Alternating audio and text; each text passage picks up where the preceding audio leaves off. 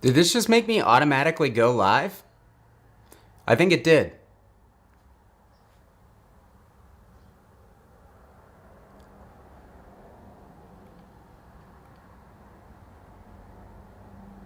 All right, it sure did. What's up, guys? Aiden, what's going on? Other John Brown. All right, I'm obviously still very much a noob at YouTubing. So yeah, we're gonna hang out for a little bit. I have a little bit of extra time at the end of my day today, and just got back from Costa Rica, finishing up some work, and kind of felt like it would be cool to just hang out, answer some of you guys' questions. I got a cool little announcement here to make. It's nothing crazy, but it's something I'm proud of. So figured I'd bring you guys along for the ride on that. But how's everybody's Friday going? It is what, 4:42? We are really, really close to the weekend at this point, so I'm sure that there's some people out there getting freaky at the office trying to kill those last few minutes of the day if they haven't already. All right, we got Daniel Anderson. What's up? Chug Schrediner? Schrediner. Those are words that I've never seen before, so hell yeah. Hope you guys are having a great week. Dare Silvano, what's going on, man?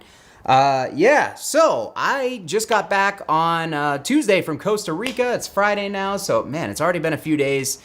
If you guys don't know, I play in a straight edge hardcore band that has been around for a really, really long time called Represent.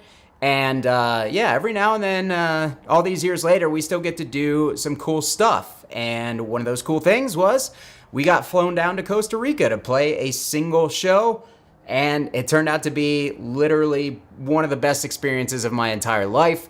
It was incredible down there. The people down there were so hospitable. Like, they were just super pumped for anybody to be there from another country. But there were some people there that had some merch that we hadn't printed in like 15 years. And like, some of the people knew every word to the songs. Like, it was crazy, man. It was a really cool experience. So, yeah. Cody, enjoy your live stream, my friend. I want coffee. Hook me up with some coffee. If you guys would, please do the obligatory hit the like button on the stream. Yes, the annoying YouTuber stuff, it really does help. I know I say that every live stream, but you gotta remind the people, if you guys could share this, it would be very much appreciated. This was literally just like a, you know, last minute type deal. I felt like hanging out with you guys. I was in a good mood, feeling really fired up about music in general and stuff.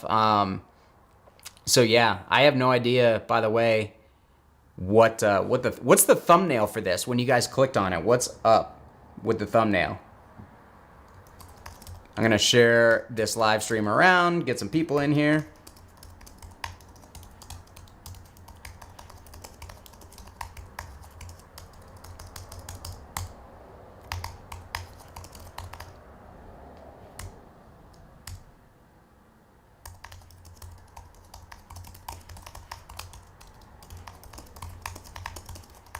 All right, sorry, I cannot multitask, guys, so there was no way that I was going to be able to talk to you and form coherent sentences while trying to do this as well.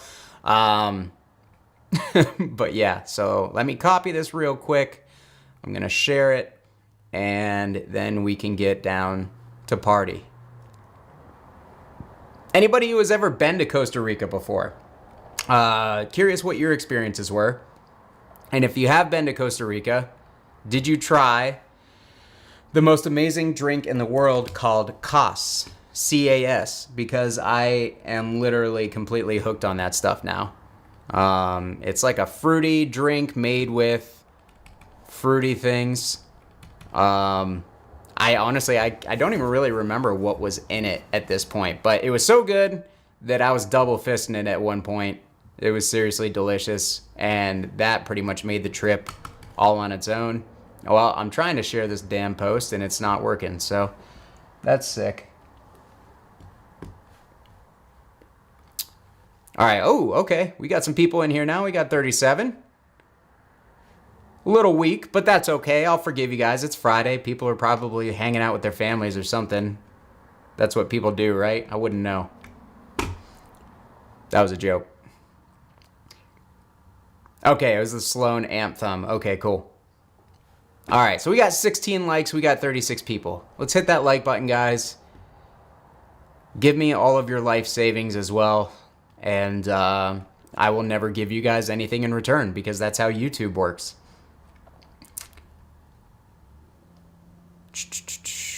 Okay, nobody has been to Costa Rica.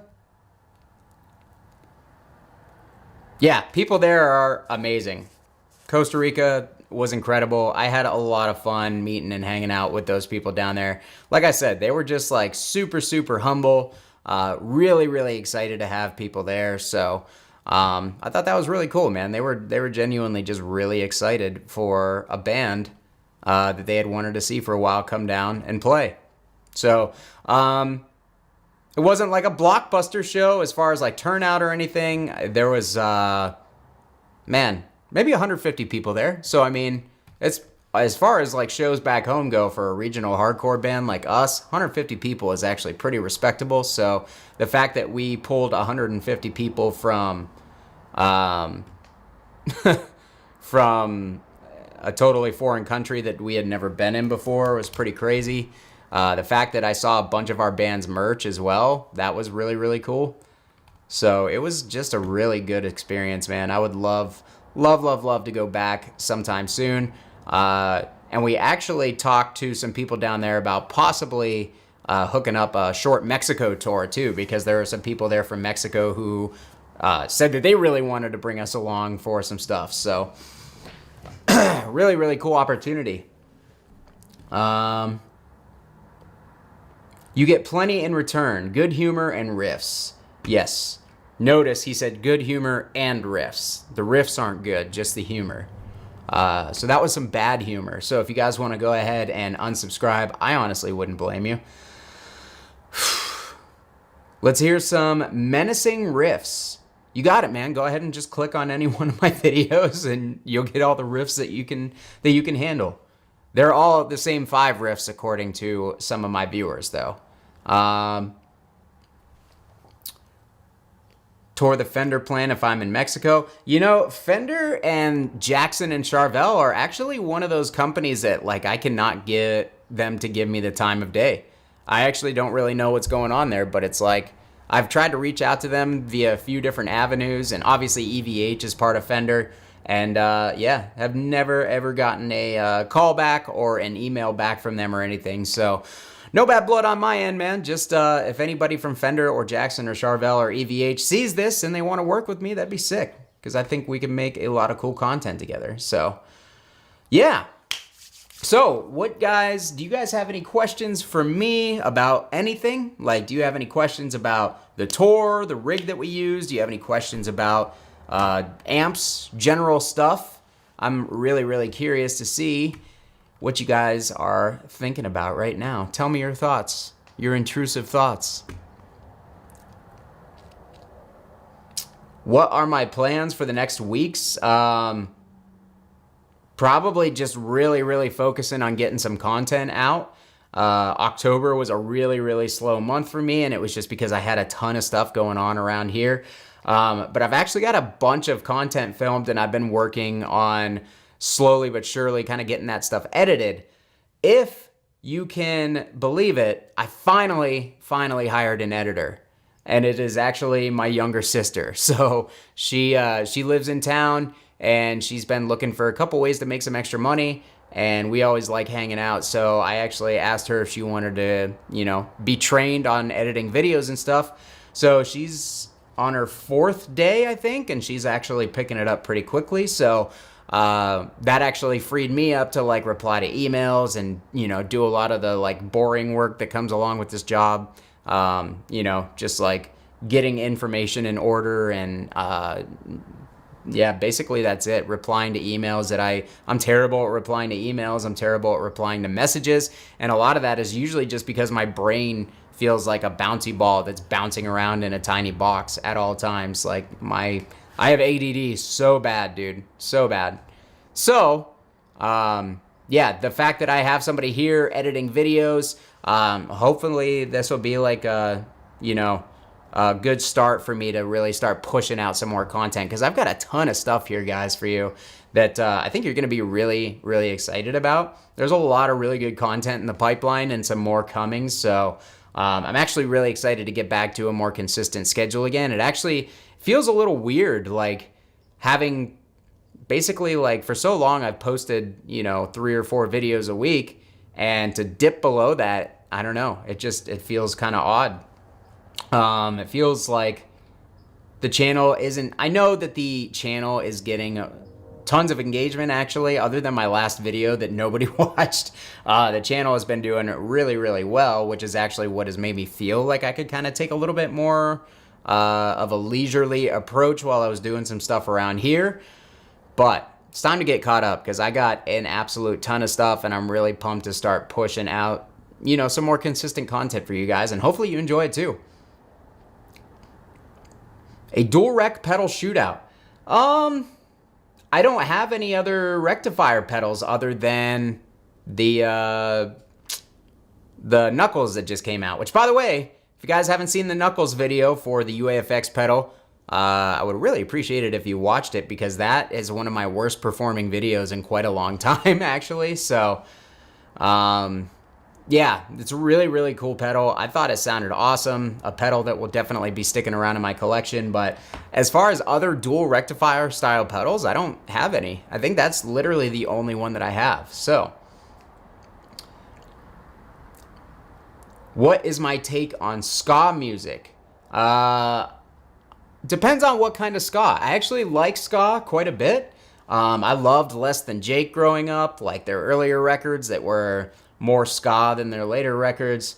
But you could also, Operation Ivy is a ska band, and I love Operation Ivy. Operation Ivy is a huge influence, and mainly because that band ended up turning into Rancid, which is one of my all-time favorite bands. But I always liked the ska stuff. Not something I go out of my way to listen to these days, but like when songs come on from Less Than Jake and stuff, hell yeah, I'm about it.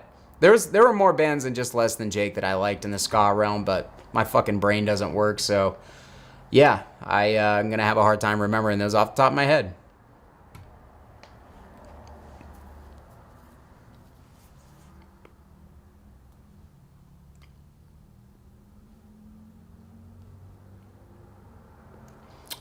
Troy Frink says, what was our portable rig?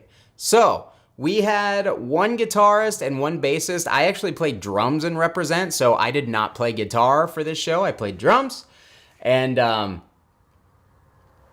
we put our entire rig on a quad Cortex, and then we packed 3 Quilter power amps in our gig bags and our book bags, and that was our rig. So we set up a 5150 Mesa dual rectifier kind of split rig for my guitarist. So one side of the stage was the 5150, the other side of the stage was the dual rectifier. And then we actually used the quad Cortex for the bass too. We used the V803 bass block from Quilter as the power amp, and then we ended up putting I think the GK800 model, the Gallion-Kruger 800 bass amp model on the quad Cortex. That's my favorite bass amp model on that pedal, or on the quad Cortex. I actually think it sounds really, really good. So we hit that with a Sans amp, and that was the bass rig. For the overdrive, I think we just used a simple TS9 in front of both amplifiers, and then we split the signal going into the amps, so both amps were getting hit with the same noise gate and the same overdrive. So yeah, the fact that you can run 3 different instruments on the quad Cortex, technically you can do 4 because there's enough for 4 inputs and outputs with the routing. Really, really cool. Literally all of our tones were on a single device, and that made it really easy to travel with. So yeah, I was more than happy with the portable rig. The band was super happy with the portable rig. So super, super cool. If we could have taken amps and cabs of choice, well, again, I don't play guitar in this band, but Randy has a dual rectifier Roadster that he absolutely loves. So I'm sure that he would have taken the Roadster. And his second amp, he's got a couple different amps I'm not sure if he still has his 6505, but he's got a PV Triple X and something else that I know for sure. So he would have used one of those amps, though I'm not sure what he would have went with. But the man's got good taste in tone. His tones always sound good. His guitar was a Les Paul double cut, like a faded Les Paul double cut. And he has a DiMarzio tone zone in the bridge of that, but it's like the P90 size tone zone. It sounded good, man. It actually has me interested in those P90 size pickups. I'd actually like to try some of those. All right. We got some people in here now. We got a whole bunch of comments. Go ahead, hit that like button, guys, for me, please. I would really, really appreciate it. We got to get that revenue up. Got to get that revenue up because I got to invest a lot of money in this studio to get it up and running this month. So, where were we at? I completely lost track. Does the 50-watt EVH EL34 with the C137 mod compare to the 50-watt Stealth? And do you have any experience with Bogner cabs? Henry. I feel like the EL34, even with the C137 mod, still sounds a good bit different from the Stealth. The Stealth 50-watt is the scoopiest in the mids for sure of all the EVH amps. Actually, in my personal experience and opinion, it is definitely not as aggressive in the upper mids. It's more aggressive in the upper mids, but the mids are not as round overall, so you're kind of missing some of those like middle and low mid frequencies that the other amps have. So yeah, if you're expecting to get an EL34 and do the C137 mod to it and have it be a Stealth, that's just not gonna happen, man. But both are great amps. Both are really, really good amps. Do I like Celestion Heritage D12 65s? I do. They're not my favorite speaker. They're a little bit, a little bit nasally for me, but I have two cabs that actually are filled with a vintage quad in each cab of the G1265s. They only made those for a few years in the 80s before they discontinued them, and now they're all reissues. So I've actually got the originals kicking around in a couple cabs, which I am very, very fortunate to have. So would I mix it with something a little brighter? For sure. Yeah, I definitely would. But on their own, it's a little bit smooth for me. What are my thoughts on Heritage guitars? Dude.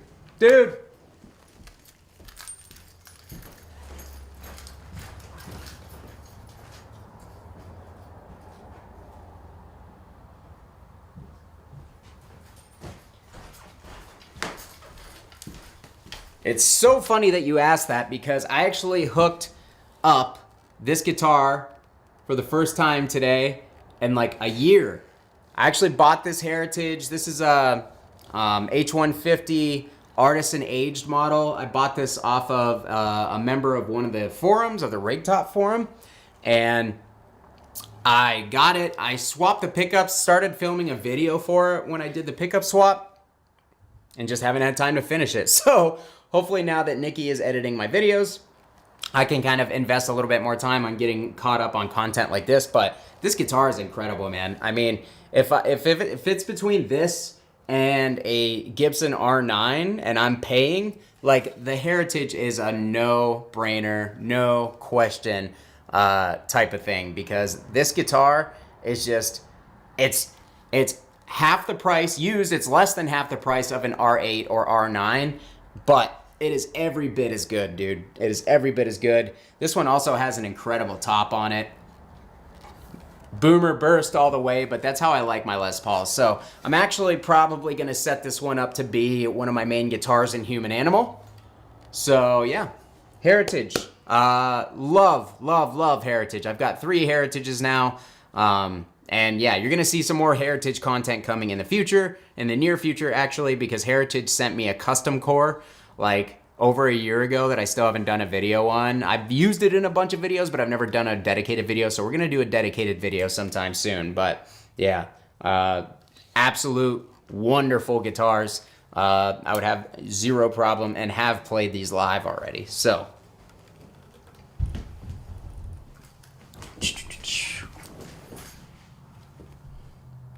all right, so where were we at? Suggested speaker, 8 ohm for a Crate GT 1200H amp. It has 2 G4 12100. I don't know, man. That'd be tough. I don't have a lot of experience with that amp. From what I remember, it doesn't have a lot of mids though, so I would definitely go with a speaker like an H75 or a V30 that's going to give you some mid bite. Love to see you post a Boss Katana vid using the Tone Lab. So actually, I was supposed to get one of the Mark IIIs from Zounds, but they've kind of changed their content creator program a little bit, so it doesn't really make a whole lot of sense for me to like do a lot of stuff with them anymore. Unfortunately, I kind of told them that, but just for reference, like Sweetwater pays for videos that I do. They sponsor videos, and typically they let me keep the gear that I do the video with so I can use it in future videos or sell it or whatever it is that I want to do with it. And most times I end up just keeping it and keeping it around for future videos.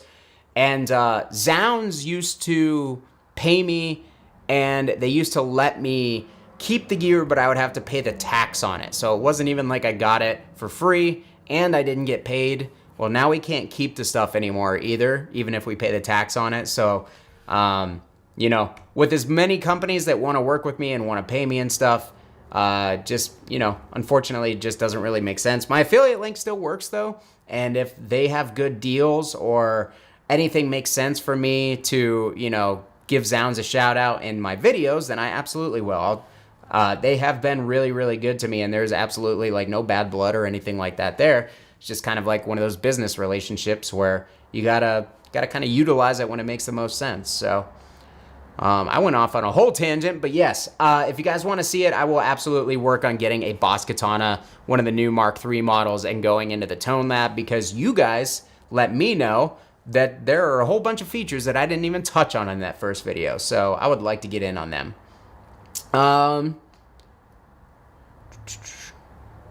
What gear has you excited at the moment, if any? I have not been excited about gear in quite a while, guys. I'm going to be honest. That is one of the reasons for my slowdown. It's not like I don't care about it. It's just that I've had so much other stuff to focus on that gear is kind of like, you know, it's on the back burner a little bit as far as priorities. But man, I just sat down and played a bunch of different guitars that I haven't played for a while. I'm testing out the Driftwood Heavy Hatchet pedal because I'm going to be filming a video for that tomorrow. That pedal is amazing, by the way, guys. If you want to get that Driftwood sound, but you don't want to buy a $4,000 amplifier, the Driftwood Heavy Hatchet, not only does it have a built-in boost, it's got a built-in gate. It's a really, really nice all-analog distortion pedal. Highly recommend. But yeah, just playing a bunch of different guitars that I haven't touched in a while and kind of sitting down and riffing. That on top of how well the shows that my bands have recently played went. Human Animal played our first show in over a year at my venue here just a couple weeks ago.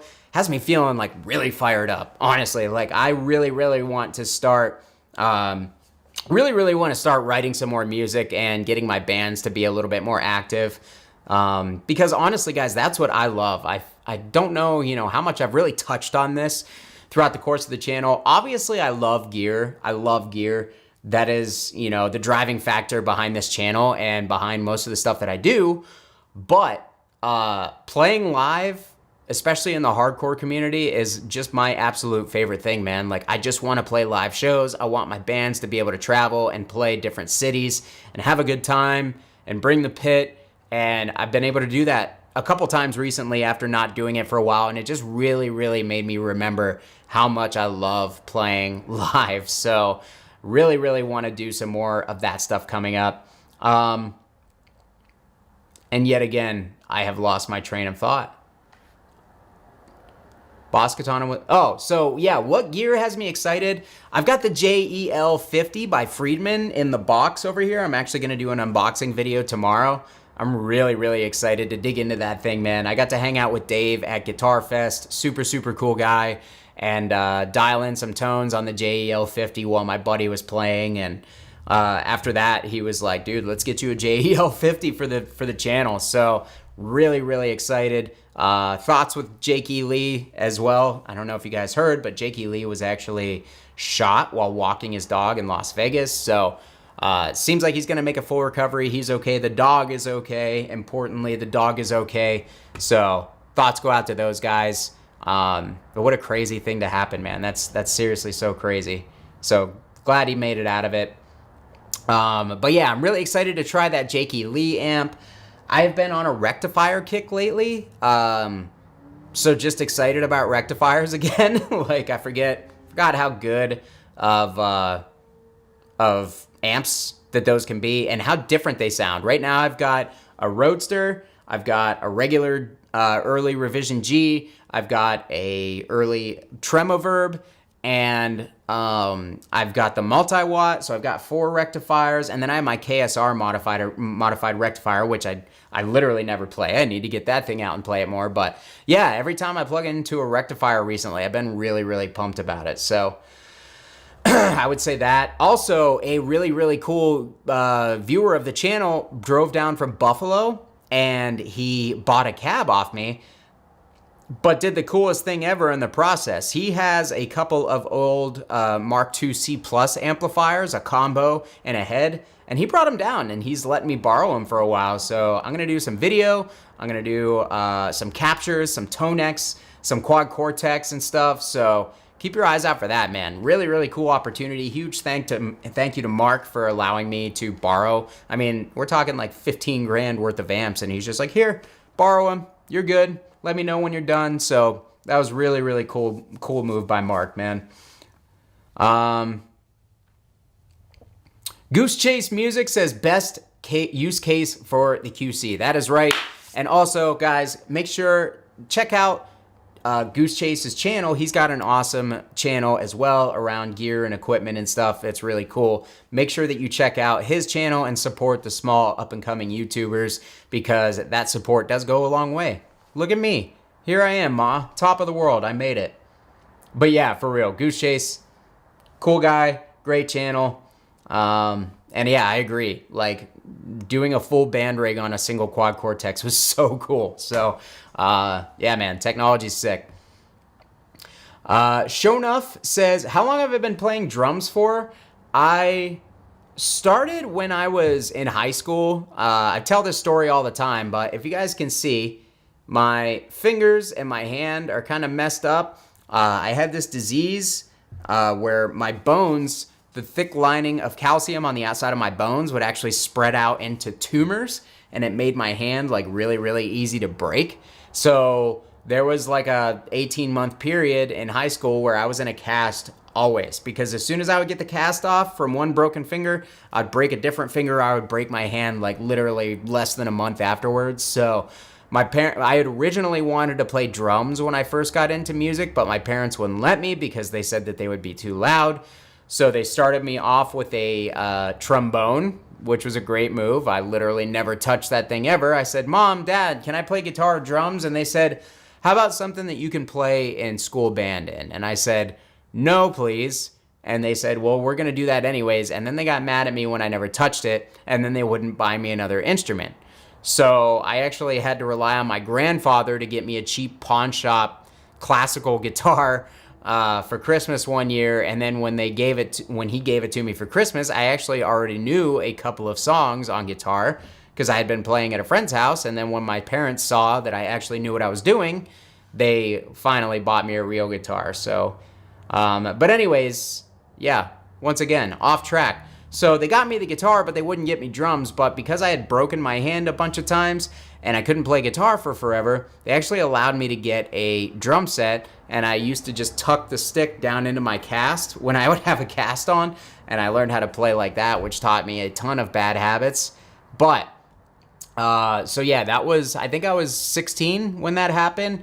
So I played for about 2.5 years then. And then when I went to college, I didn't have anywhere to put a drum kit. And then after that, I had apartments for a long time where I couldn't have a drum kit. So I essentially started played for 2.5 years, then didn't play again up until recently. So yeah, kind of like relearning things over again and really kind of enjoying it. Kind of frustrated because I feel like I should be getting better and I'm not. But it's like a slow but sure type thing. Have I tried the reissue Shredmaster pedal? I have not. Always down to try everything, you know that. Shout out Fuzzimp. He says I've gotten gear saturated. Yeah, he's absolutely right, man. Carno says that the Driftwood Heavy Hatchet is a sick pedal. I agree, man. Definitely a really good pedal. Where does the Marshall JVM 410 HJS place among most amps? That's going to be different for everybody. It's really going to depend on the individual person, but I will say it is the best of the JVM amps in my personal opinion. That one just, I've always said that I feel like the original JVM is too compressed, it's too thin sounding, it has too much gain on the high gain settings, and it just doesn't sound natural. It's just kind of thin and buzzy. But the HJS version, the Joe Satriani version, is definitely, it fixes all those issues. It opens the amp up, it decompresses it, pulls the gain back, so it's just a much more usable amp, and I easily think that it is the best of the JVM series.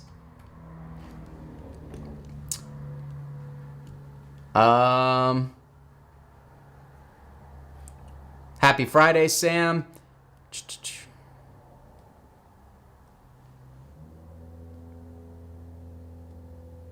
James asks, is there a Sloan and Terry's Deluxe review in the future? So interested in that amp. Yeah, man, I was actually just talking to Steven not that long ago, last week I think it was, before I left. And yeah, we talked about some upcoming demos and stuff. He actually ended up selling a whole bunch more amps than he had originally intended after I made that first video, so he's been kind of in production hell for a while. So we kind of want to wait until he has the opportunity to get out in front of production before I do any more videos, because the video actually had a pretty profound impact on his business. So yeah. But yeah, I will demo anything that Sloan makes in the high gain realm, because the amp that I demoed from him was absolutely a keeper. I actually cannot wait to get one of my own. I'm just kind of waiting for him to get caught up on that production. Walrus says, I showed my wife your collection of 100 amps and now she won't complain about me having 2 amps. Dude, happy to help any way I can. Happy to help. Carno Vector says, I love Mezzabarba, but I've never anyone play any of the Masadi gear he used to work with. You should check it out if you can. Yeah, dude, Masadi, I was actually just talking to Pierangelo. There's going to be some cool stuff from Mezzabarba coming sometime here in the near future, so make sure to keep an eye out for that stuff. Mezzabarba is incredible, and the Masadi stuff I've just never had the opportunity to play. So Sam says, what happened to Lee can happen to anyone. Always be prepared, always carry a t-shirt maker. I'm not sure what the t-shirt maker has to do with anything. James says, hi Kyle, I have bought a JVM 410H and need a good fitting cab. I want a 412. Do you have any recommendations? Thought the Angle XXL might be a good choice. What are your thoughts about it? Thanks. The Angle XXL is the last cab that I would choose for the JVM 410H, and that is just because the XXL cab, pretty much all Angle cabs, because they're front loaded with a metal grille, are going to be very, very bright, very tight, and very forward. And those are not the things that you want out of a cab for the JVM, in my personal opinion. If I had to recommend a different cab, I would say the Friedman BE 412 cab, hands down, because the Friedman cabs just have they're just fat and punchy without sounding like sloppy. They fill out thin amps so well. Like most Marshalls, like the JCM 900, the 800, like amps that are on the thinner, brighter side, pair that with one of those, one of the Friedman BE 412 cabs, and it just fattens things right up. So I would highly suggest that cab over the Angle. John V, are you excited for the Mesa 2-channel and 2C Plus reissue amps coming out soon? I don't know what you're talking about. Okay, I just threw my live stream away. I Shred. Hi, Kyle. About to get the PRS MT15. What boost do I recommend? It's really going to depend on what you want to accomplish with the amplifier, but a really good do-it-all boost is the Lichtlerm King in yellow. That boost can do pretty much anything that you need it to do. It's got a ton of output. It's got the 4-band EQ on it that is very, very powerful. And it's got the multiple clipping modes. It's got the loop that you can put different effects in the loop of the pedal to create like crazy. I mean, dude, there's no other boost out there on the market like it. Taylor Danley actually just sent me his overdrive. 1 second.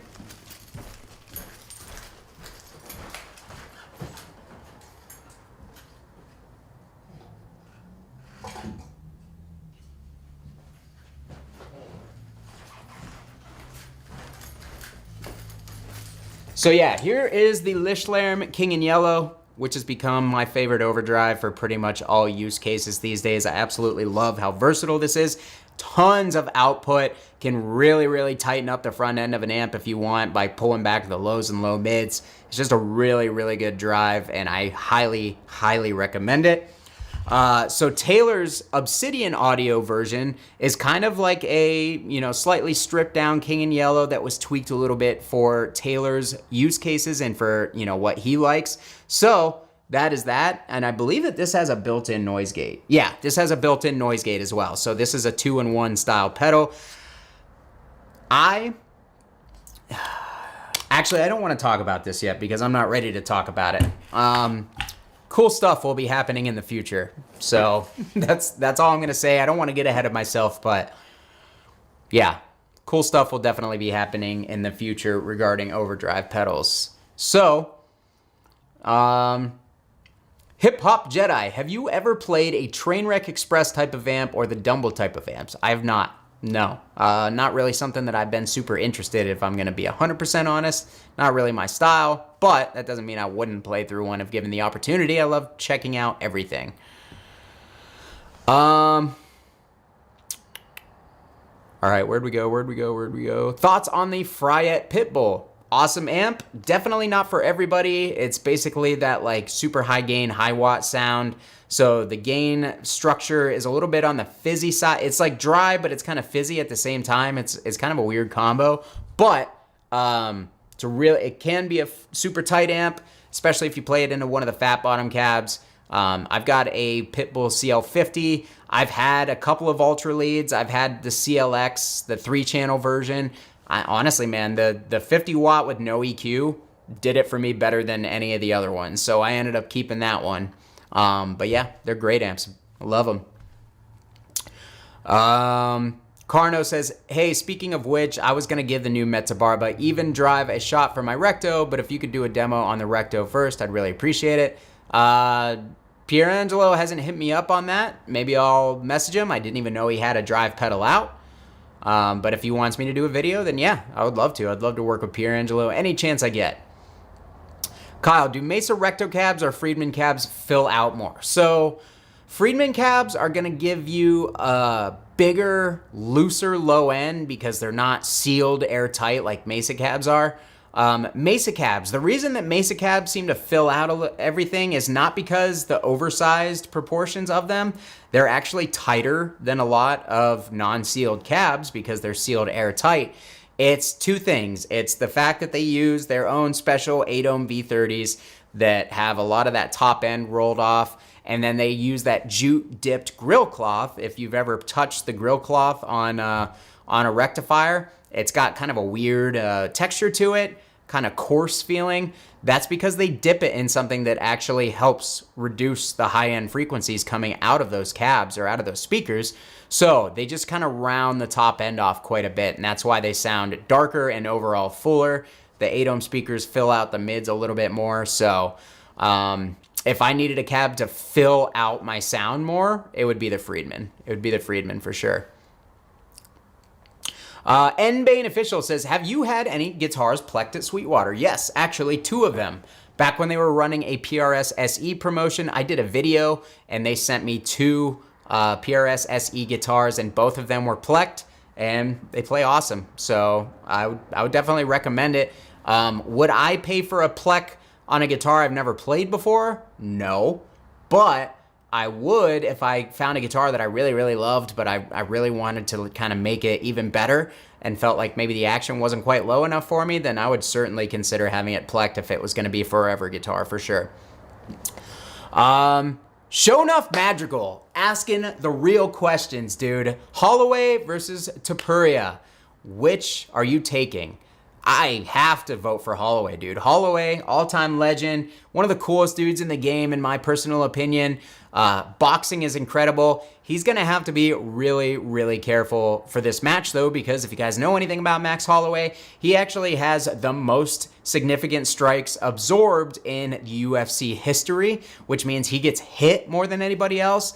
And Tapuria is not somebody that you want to let hit you because he's got bricks for hands. He put Volk out cold with a left hook, man. It was nasty. It actually bummed me out to watch it. And also, I think Tapuria's trash talk sucks. I think he's a cornball and just not a fan of his at all. Great fighter. You know, I'll not take that away. He's a great fighter, technically sound, very powerful. But Max Holloway all the way, man. Max Holloway is the man. Blessed Express is my vote. So, Fuzzimp says Taylor rules. Yes, he does. Taylor is the damn man. And Fuzzimp also says that he's working on a pedal that might come out with Cult FX. That's cool, man. Awesome opportunity for you. Check out Fuzzimp stuff if you guys like fuzz and dirty, nasty distortion tones. Justice has a bunch of cool pedals. I've demoed some on the channel before. I definitely liked them. Thank you for making the video on the Marshall MF280. I own one and I was looking for the details and your video has it all. I just got the 6-string baritone that sounds awesome through the cabinet. Awesome, dude. Happy to hear it. The Mode 4 cabs are, you know, they used to be a diamond in the rough type cab, kind of like the PV Butcher cabs that are behind me. Those cabs used to be, you could get those cabs for like 60 bucks, man. I actually really miss those days of scoring crazy deals on those. I've got 5 of the Mode 4 cabs altogether because I just keep buying them whenever they come up for cheap. But yeah, been singing the praises of those cabs for over 10 years now, close to 15. Because my second nice cab ever was a Mode 4 280, a cab that I actually still have. So yeah, Mode 4 cabs are the tits. John V says, hope you're doing well, man. Can you list your favorite current amps and maybe some of the rarer ones I currently have? Favorite current amps, I have fallen in love all over again with my Mezzabarba Trinity. I've been using that for human-animal practices lately and have been using it, or I used it for the human-animal show that we played. Absolutely love that amp, dude. It's nasty. It's, you know, it does everything that a SLO does, but with a much more aggressive attack and a tighter low end. It's not super tight, but it is tight and can be tightened up with either of these two pedals. So, yeah, Mezzabarba, I am having a love affair with all over again. Like I said, rectifiers, really enjoying rectifiers right now. Another amp that I plugged into recently and forgot how amazing it was is the Chariotone Molecular, which is a Cameron Atomica style amplifier. Mark Cameron did a bunch of crazy mods back in the, early 2000s, I think. Unfortunately, he's kind of had some personal issues with money and drugs, so he actually doesn't build amps anymore, but luckily Nick over at Chariotone was able to, in collaboration with Leon Todd, shout out Leon Todd, they were actually able to make the Molecular. So I'm going to have some video content coming on the Molecular soon. If you guys downloaded my tones from the Nano Cortex video, those 2 of those were actually of the Molecular, and people really seem to like them. So, yeah, those are the cool amps. All right, where are we at? Where are we at? Where are we at? Roy Belmont says, hey, Kyle, I just wanted to pop in here and say I'm a longtime fan. Watching your channel get better and better over the years is super inspiring. Keep it up. Roy, thank you, man. I really, really appreciate it. I appreciate all the love from you guys. The last week, I've just been reminded of how incredibly lucky of a person I am, how good I have it in life, and I have an amazing dream job. I get to see the world with my bands, have a nice little family at home that I was super excited to get home to once I came home. Life is good, dude, and I owe you guys a ton for that. You guys are a huge part of that, watching these videos, subscribing, and doing everything that you do to support me. I seriously appreciate it so much. So yeah, thank you. I'm doing well, and life is good. The channel's growing. We got some cool stuff coming up. Skull Age said, Zilla Oversized 412 might be another good match for the JVM 410. See, Zilla, I've never got the chance to try a Zilla cab before, but I really, really want to. We were in brief talks not that long ago to possibly do something together, but I just haven't followed up. They haven't followed up, so maybe I'll hit them up again sometime soon. Ehawk42 says, have I tried the Fractal FM3? I had one for a minute, and I just found the interface really, really cumbersome, so I'm not going to give any sort of opinion on the sound of that unit because it just didn't work for me from like a user interface standpoint. I know everybody loves the Fractal stuff, so I've actually thought about getting an FM3 rack unit, or not an FM3 rack unit, but an AXFX3 rack unit for the studio. I would love to have some sort of AXFX here. You guys are going to hate hearing this. I have been more and more of a believer of modeling and preamp pedals over the last year. And honestly, with how well the Quad Cortex worked for me for this Costa Rica show and how impressed everybody was with it, I had people coming out from the crowd jumping up after we played to take pictures of the Quad Cortex because they hadn't seen one before and they were like, holy shit, you guys sounded so good. So I'm becoming more and more of a believer in the digital stuff. I'm still always going to use tube amps and 4x12 cabs any opportunity that I get, but in situations where I have to have a travel rig, I've got no problem using some of this stuff. So I really, really would like to try the FM3 again, and I definitely want to get an AXFX3 rack unit in. John V says, do I still have the Licklarum Prometheus? No, I don't. I actually need to talk to Daniel about getting one. I would like to get one on order here soon.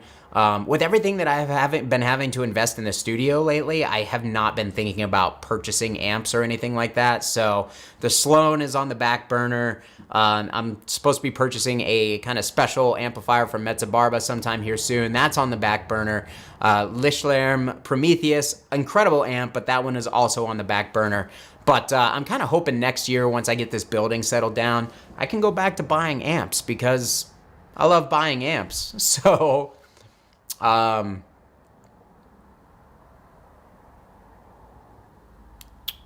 are we doing? Mark III or a dual rec? Dual rec every day of the week. Dual rec over any Mark series amp for me. I just love the rectifiers. Don't hate the don't hate the Marks by any means. My Mark IV is an incredible amp, but yeah.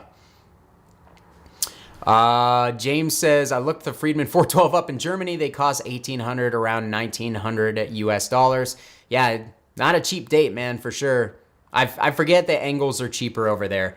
If I were you, what I would do is look for a used Marshall 1960B for a cheap price. And if you can get one for a really good price, pull out the G12 T75s in it and put in your speaker of choice. Again, maybe you could do the Greenback V30 combination, or you could even do the V30 T75 combination. That actually might work out well too.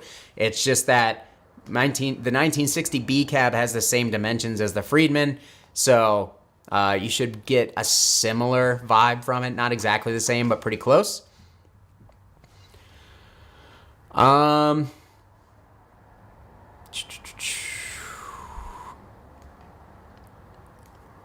FuzzM says, have I ever swapped the knobs on an amp just because I wanted it to look cooler and it made you like and play the amp more? It hasn't made me like and play the amp more, but I definitely have swapped knobs on an amplifier before just because I didn't like the knobs that come with it. I actually want to do that to my Badlander, my Mesa Badlander, because I don't really like the stock knobs that come with it. So I would like to do some like all blackout metal knobs for that amp. I think it would look really cool. Just haven't done it yet. Carno Vector says, I'm going to slap K100s in a Mesa cab, but I'm afraid it's going to sound too dark. I doubt that it'll sound too dark. The K100 is not a dark speaker, in my opinion. It's actually a lot brighter than people give it credit for. So I have heard those in a Mesa cab before, and I think that they actually sound good in those cabs. So I would say go for it, dude.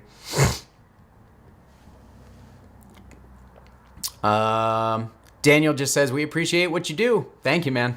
Thank you very much for the love. I appreciate it. Where am I at here? Got a few minutes left. A couple minutes and then we can get out of here.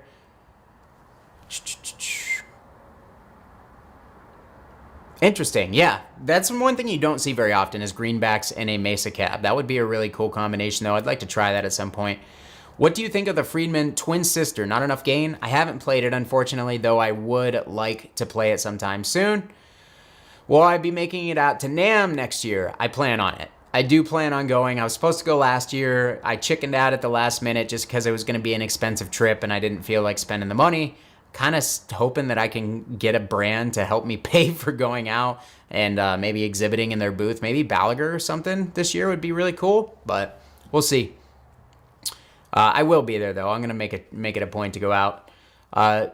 Charger T9. Have you ever tried the Carvin V3 100 watt head? If not, still you be doing a demo on one in the future? Yes, I will definitely get one in the future. I had the combo for a while. Really interesting amp, extremely punchy low end, but yeah, I'll do a video for sure. Chris Escarcega, more Quad Cortex content. I'm getting more and more interested in it and want one now. Would love more content with them through real cabs. Yeah, I'm sure that I could do something. I'm actually going to be doing a video of the rig that I put together for the guys for the Costa Rica show, so you'll at least see that. But I would like to do some more info or some more content just generally around the Quad Cortex, how I use it, captures, stuff like that. Pip says, NAMM has blown for me tube amps out of the water for traveling and touring. Really sounds incredibly awesome. Yeah. Actually, are you guys interested in me checking out the Dime player? That seems to be really, really popular among people who are into the NAMM captures. One thing I do want to mention, and huge shout out to Tonex. Tonex just outfitted my entire band with Tonex 1 units. So the next time that we do a travel date like we did for Costa Rica, we'll be using the Tonex stuff. And I'd love to, do some more content around Tonex because I actually think that that's a really, really cool ecosystem that they're generally improving all the time. So there will be some more Tonex stuff coming in the near future too.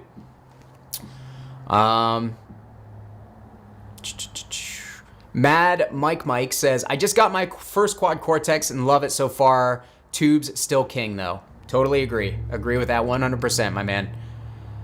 Cab not to get for a Marshall JVM 410H, a Marshall 1960A. I can agree with that one. Chris Escarcega says, the 6505 Plus that I bought from you is amazing as well. Thanks again. Dude, happy to facilitate. I'm going to be selling a bunch of gear, guys, so keep an eye on my community posts. I've actually got some emails to get back to now that I'm home from Costa Rica, so I've got a bunch of stuff that will be for sale. And yeah, if you guys want to help support Belligerent Studios and this channel, you guys can buy some of the stuff that I have for sale because it goes a long way.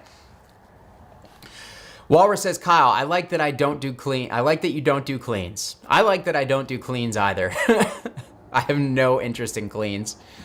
John says, have you played the Friedman 412 Butter Slacks cab with the 212s and 215s? No, I haven't, but I definitely would like to because that seems super interesting. James McCarthy says, Mesa Stiletto Stage 1, actually a good amp, great core tone, but needs greenbacks and takes so long to dial in. Once you get there, but probably not ideal if you have ADD. Dude, I mean, literally tones are what I do, my friend. The Stage 2 is not great out of the box either. I think that one needs a lot of help to sound good because it's so bright and so mid-forward. I really feel like the main difference between the Stage 1 and Stage 2 will just be the gain level. So, Owens Production says, love the content, bro. Just rewatched the iconic 5150 comparison in a band setting. Yeah, that was a fun video. You guys seem to really like it, so I'll probably be doing some more stuff like that soon. When are your bands coming to Dallas or Austin? I don't know, but if you know anybody down there that books hardcore bands, please represent Human Animal, Subdue, all three of those bands. I would love to get those bands down to Texas. For those who remember Bushido Code, there might be some hope for Bushido Code. We might be getting together with a drummer sometime in the next month or so. Keep an eye out for that.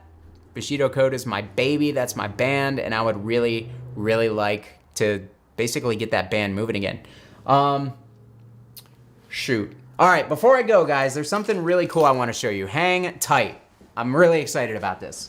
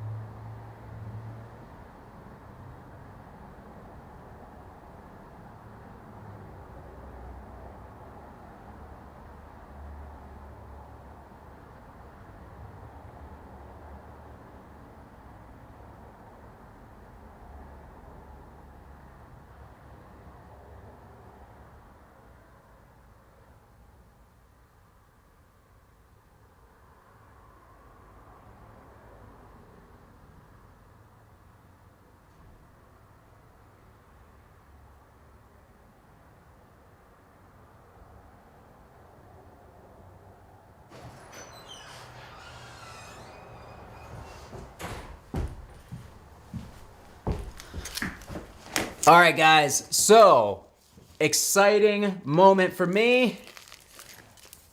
My band has a new record out. That's right. We have a new record. This is not a full-length record. This is essentially what it is an EP. So it's a 4-song EP on one side of the record, and then on the other side, we re-recorded an old song, which I actually recorded, and we did a couple of covers, which I recorded the Shockwave cover as well on here. So, yeah, man, super excited about this stuff. Check it out. I actually took this band photo as well, and my bandmate EMS did the layout for the CD and basically did all the work for putting the CDs and LPs into production, so he did a killer job. But yeah, if you guys would like to pick up one of these, I will be putting some links in the comments in the description of this video. But yeah, if you guys want to support my band, check out Human Animal. This is for, fans of early New York hardcore, like I would say kind of like Madball-y stuff from the 90s. Obviously the band takes its name from a Biohazard song, so everybody in the band, huge Biohazard fans. Hold on. This is cool for me. This is actually the first band that I've ever had vinyl with. I've done tons of CDs. I've even had like a Japanese pressing for Bushido Code that was sold and distributed only in Japan. Really cool. But I've never had vinyl, and this thing is really sealed. I haven't even opened it up yet. I'm supposed to be getting my test press this week too. The vocalist did test presses for all the band members, so we're gonna have a test press and then a real version of the record. So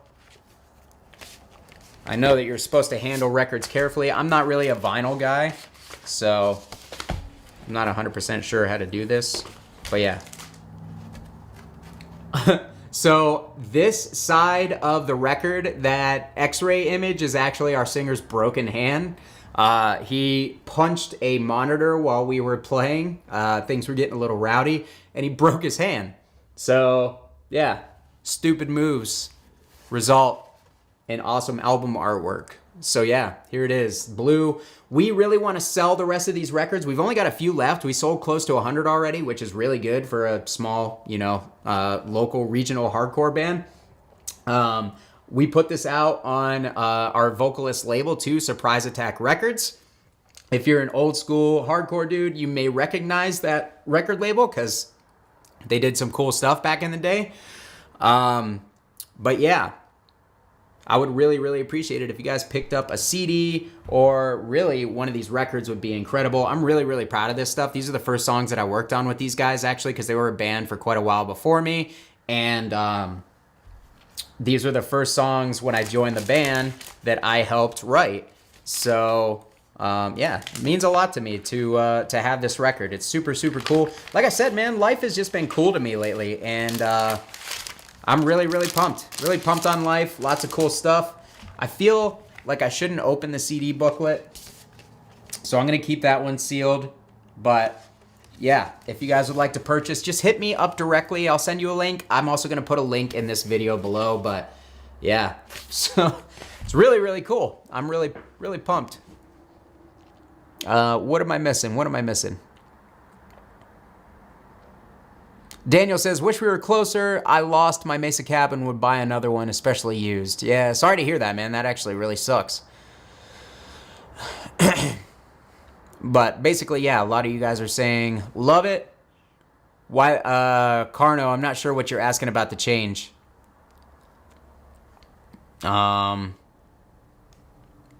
Cesar says, looks sick, thank you. Yep, blue vinyl. You got it. Agnostic Front, 7 seconds. There you go, man. You got it. Those are huge influences to some of the band members.